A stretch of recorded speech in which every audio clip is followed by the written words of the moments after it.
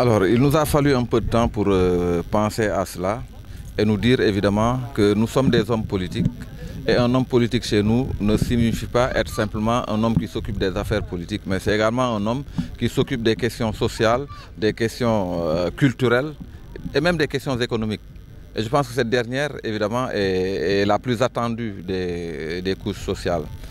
Dieu a fait que nous sommes évidemment dans un quartier ou dans une cité, en tout cas dans un endroit où la majeure partie des populations avoisine le seuil de la pauvreté. Vous voyez, c'est pas rien pour un homme politique qui est issu de ces quartiers-là. Nous sommes tous d'égale fortune.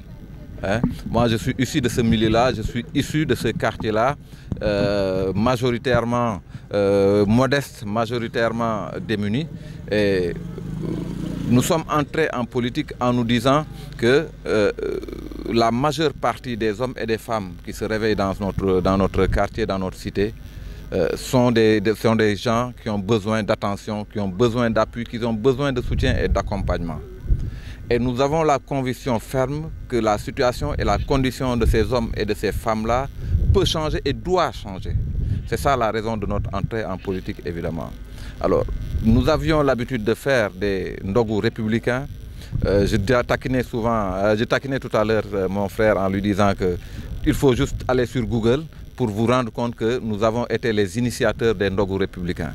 Alors, aujourd'hui, après 5 années de pratique, nous nous sommes rendus compte que nous avions choisi le moment béni du Ramadan pour célébrer ces ndogou destinés aux populations de Thiès Nord. Et aujourd'hui, nous nous sommes rendus compte qu'il y avait une couche assez spéciale, assez particulière de cette population-là, constituée par les hommes de Dieu. Nous avons ici un exemple, Imam Hassan Sow de Tchona. Donc ces gens-là ont toujours été en rade, ont toujours été des oubliés de nos ndogou républicains. Alors je me suis dit cette année, il va falloir qu'on change un peu, qu'on travaille le concept, qu'on essaie de changer. Et nous en sommes arrivés, mes camarades et moi, à la mise en place de la première édition, l'exécution de la première édition de ce qu'ils ont appelé la caravane républicaine du cœur. Il s'agit dans ce concept-là de rassembler nos moyens, si maigres soient-ils, et de faire en sorte de les remettre à disposition, de procéder à une distribution intelligente de ces ressources-là, destinées justement cette fois-ci exclusivement aux imams et aux maîtres des daras coraniques. Voilà le concept et je pense que vous en êtes témoin. À chaque fois qu'on est allé voir un imam ou un serigne dara, évidemment, il a manifesté son accord et ses prières justement à ce concept-là que nous voulons vraiment presque, on va dire, éviternel. On ne va pas dire éternel parce que éternel, seul le divin est éternel, mais éviternel pour nous humains, je pense que le concept est espéré et attendu. Merci. Alors, nous avons estimé que dans cette zone de la ville de Thiès, appelée Thiès Nord, à partir de l'année 2000, il y a eu une floraison d'associations, de mouvements de toutes sortes, qui sont soit d'obédience économique, soit d'obédience culturelle ou politique. Mais c'est des associations qui étaient là, qui n'avaient pas d'endroit où se réunir. J'ai des groupements qui travaillent avec moi, des groupements de femmes, des groupements de jeunes, mais ils n'ont pas de maison à travers laquelle elles peuvent se reconnaître. Alors nous avions décidé donc d'ouvrir une maison, de prendre une maison, de le mettre à la disposition de ces associations-là et nous l'avions baptisée la maison des associations de Thiali.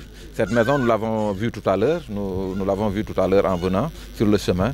Évidemment, c'est une maison également qui va servir aux potaches, qui ont des examens à préparer, avec une connexion Wi-Fi assez suffisante pour permettre à tous les jeunes de venir, de fréquenter la maison. L'animation de cette maison-là a été accordée, on va dire, on a responsabilisé la fédération des associations de Thiès pour gérer justement le fonctionnement de cette maison des associations-là, pour l'inauguration de laquelle on a vu une pléthore d'autorités départementales comme communales, administratives comme politiques, qui ont défilé pour manifester justement leur soutien et leur désir d'accompagnement de cette activité-là, qui consiste à regrouper les associations en un seul, dans une maison, pour pouvoir leur offrir un réceptacle pour leurs réunions et leurs différentes rencontres. Voilà justement, ça on pouvait évidemment le dire à l'endroit des populations de Thiali, de Thiès en général, pour leur dire que cette maison est à vous. Je n'y ai plus reposé mes pieds depuis parce que ce n'est pas à moi. J'ai mes bureaux ailleurs. Je pense que les autres également ont le droit d'avoir un bureau. Ils ont le droit. Il y a un bureau destiné aux femmes, un bureau pour les jeunes et un bureau pour le coordonnateur et un autre bureau. Je ne sais pas qui va servir de quoi, je ne sais pas encore. Le retrait des cartes, ça traîne encore? Le retrait des cartes, c'est une histoire aujourd'hui que nous devons mûrir et sur laquelle nous devons perdre du temps. Vous savez pourquoi? Je vous dis tout de suite, je ne sais pas si j'ai le droit de le dire ou pas, peut-être que j'ai le droit de le dire, et je n'ai pas le droit de le dire, on me souffle que je n'ai pas le droit de le dire, mais c'est un gros souci. C'est un gros souci parce qu'aujourd'hui, des gens vont prendre des cartes d'autres personnes sans récépissé. Ça, je peux le dire. Je l'ai dit à qui de droit, je le répète ici, et ce n'est pas normal. Ça veut dire quoi? Ça veut dire que moi, si Babacar Diop n'est pas de mon camp, je trouve sa carte d'identité, je la confixe pour de bon, il n'ira jamais aux élections parce qu'il n'aura pas de pièce d'identité. Vous voyez, l'histoire des cartes d'identité ramassées aux environs de la ville de Kaolack est assez édifiante. Ce n'est pas simplement Thiès. Aujourd'hui, à Thiès, nous, APR, sommes dans l'opposition. Alors, nous devons travailler à veiller justement sur ces questions-là.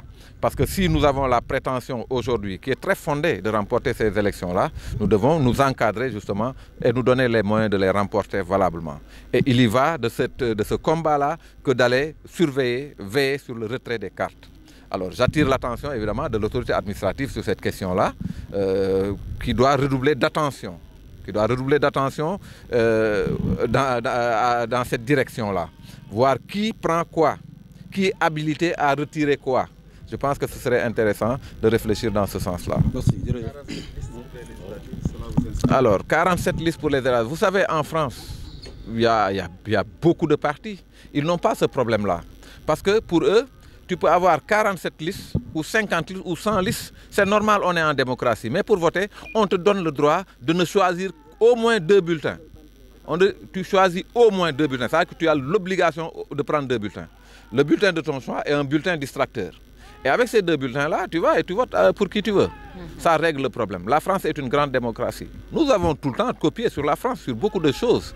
Pourquoi nous résignons aujourd'hui à prendre ces aspects-là de la démocratie française? Je pense que c'est édifiant. Et l'honorable député Moustapha Cissé Lo a indiqué une voie dès le départ qu'il fallait 3 à 5 bulletins. C'est normal, mais il faut légiférer. On n'a pas légiféré parce qu'on n'avait pas malheureusement vu venir. Et bon, il faut qu'on se le dise à nous-mêmes, gouverner c'est prévoir. Aujourd'hui qu'on est devant le mur, il faudrait apprendre à le franchir. Donc essayons de légiférer et de voir avec l'ensemble de la classe politique le consensus qu'on pourra avoir sur la question pour justement trouver les bonnes formules pour exécuter nos élections. Parce que ma mère, Aïssa, ne pourra pas prendre 47 bulletins et choisir, etc. Tu vois? Donc il faudra qu'on pense à elle aussi et à toutes nos vieilles mamans qui sont là, qui doivent voter, qui veulent voter, qui ont envie de supporter leurs fils et leurs enfants, protéger, sécuriser leur vote. Donc il va falloir, nous avons le devoir en tant qu'autorité d'y réfléchir. Voilà.